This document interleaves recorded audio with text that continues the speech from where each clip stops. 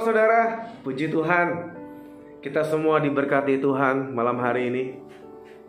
Saudara, malam hari ini kita akan melihat bagaimana kehidupan pemenang. Ya, kita lihat dalam Roma 8 ayat 37. Tetapi dalam semuanya itu kita lebih daripada orang-orang yang menang oleh Dia yang telah mengasihi kita. Ayat ini bercerita bagaimana kita ini adalah anak-anak pemenang.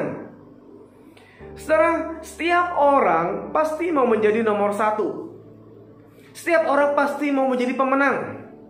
Gak ada orang itu cita-citanya, wah saya jadi mau pecundang dalam kehidupan ini. Pasti gak ada. Saudara, kita adalah anak-anak pemenang. Itu yang Tuhan berikan. Tetapi persoalannya, banyak anak-anak Tuhan bukan jadi pemenang, melainkan jadi pecundang. Malam hari ini kita lihat bagaimana bangsa Israel pada waktu dia keluar dari Mesir, saudara. Saudara tahu mereka ini diperbudak begitu lama, dan akhirnya mereka itu bisa keluar dari Mesir. Singkat cerita, mereka sedang menuju tanah Kanaan. Tanah Kanaan adalah tanah yang berlimpah susu, ya, dengan madunya, kemudian dengan apa yang baik ada di tanah Kanaan. Dan itu janji Tuhan bagi mereka pada waktu ada di Mesir. Jadi pada waktu mereka diperbudak, mereka sudah dijanjikan, ayo keluar dari Mesir, kamu akan menuju tanah perjanjian atau tanah Kanaan. Tanah itu akan diberikan kepada bangsa Israel. Singkat cerita, pada waktu dia mau menuju ke padang gurun, ya, ke tanah Kanaan, penyertaan Tuhan luar biasa. Saudara bayangin, siang hari di padang yang begitu panas, mungkin di atas 40 derajat Celcius, Tuhan siapkan tiang awan. Hebat Tuhan kita. Malam hari di padang gurun itu dataran yang sangat luas, dan kalau malam sangat dingin, siang sangat panas. Malam hari Tuhan kasih tiang api untuk menerangi bangsa Israel. Lalu untuk makan, Tuhan siapkan manna, Tuhan siapkan daging. Lalu Israel butuh air, Tuhan siapkan air untuk diminum. Tetapi saudara, bangsa Israel selalu melakukan hal yang menyakitkan hati Tuhan. Dia bersungut-sungut kepada Tuhan. Kita lihat ya, dalam bilangan, kita bilangan 14. Bilangan 14, pemberontakan umat Israel. Bersungut-sungutlah semua orang Israel kepada Musa dan Harun, dan segenap umat itu berkata kepada mereka, sekiranya kami mati di tanah Mesir atau di padang gurun ini, mengapakah Tuhan membawa kami ke negeri ini? Supaya kami tewas oleh pedang dan istri serta anak-anak kami menjadi tawanan? Bukankah lebih baik kami pulang ke Mesir? Waduh, dia katakan begini saudara. Padahal penyertaan Tuhan luar biasa. Dikasih tiang awan, tiang api, makanan. Bangsa itu hanya diminta taat. Tapi gak bisa saudara. Mulut mereka bersungut-sungut, dan itu melukai hati Tuhan. Di sini kita bisa lihat, walaupun bangsa itu keluar dari Mesir, tetapi mental pemenangnya, mental karakternya masih ada di Mesir. Dengar baik, mereka sudah keluar, mereka sudah tinggalkan itu Mesir, menuju tanah perjanjian, tanah Kanaan. Tetapi pikirannya, karakternya masih karakter Mesir. Banyak anak Tuhan seperti itu saudara. Sudah mengikut Tuhan lama, sudah melayani, tetapi karakternya masih Mesir. Sikapnya masih ciptaan yang lama. Kebiasaannya masih hal yang lama, duniawi. Mesir itu menjadi pola kehidupan orang-orang yang akhirnya notabene tidak menjadi pemenang. Yang Tuhan inginkan saat kamu tinggalkan Mesir menuju tanah perjanjian, Pola pikir kamu berubah. Bukan pola diperbudak, bukan. Karakter kamu berubah. Kenapa? Karena kamu akan disiapkan menerima janji Tuhan. Mental pemenang yang tadi kita sudah baca dalam Roma 8 ayat 37-39. Mental pemenang tidak akan berlaku bagi orang yang masih membangun karakternya di Mesir, membangun sifat-sifatnya menjadi dunia. Tidak pernah akan jadi. Tuhan ingatkan pada kita malam hari ini, pergumulan kita berbeda satu dengan yang lainnya, dan kita semua mau menjadi orang-orang yang berkemenangan, lebih dari pemenang. Tetapi persoalannya, Mesir itu masih di pikiran kita. Sikap yang dari Mesir itu masih menjadi gaya hidup, kehidupan orang-orang yang percaya. Memang sih gak semua. Tapi malam hari ini Tuhan ingatkan, kalau ada di antara kita masih mempunyai pola Mesir, ya, bersungut-sungut, ketemu masalah bukan cari Tuhan, tetapi malah marah-marah, ya, dan akhirnya apa? Akhirnya malah tinggalkan Tuhan, kecewa. Akhirnya kita nggak bisa menikmati janji Tuhan. Ada 12 pengintai yang Tuhan utus melihat tanah perjanjian. 12 pengintai. Setelah hasil pengintaian selama beberapa waktu lamanya, 40 hari, 12 pengintai itu berbicara di hadapan masyarakat. 10 pengintai dengan pola Mesirnya, ya, dia berkata, kita tidak bisa masuk ke tanah perjanjian.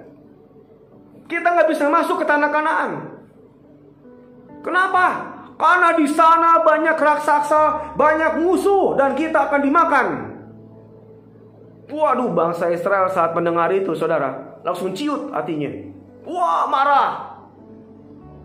Kok bisa begini? Kok bisa begini? Makanya bangsa Israel berontak.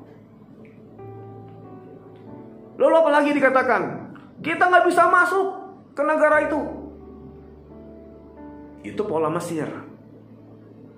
Padahal tubuhnya sudah di perbatasan, sudah menuju tanah Kanaan. Sebentar lagi mereka akan menikmati janji Allah. Sebentar lagi mereka akan menikmati kemenangan.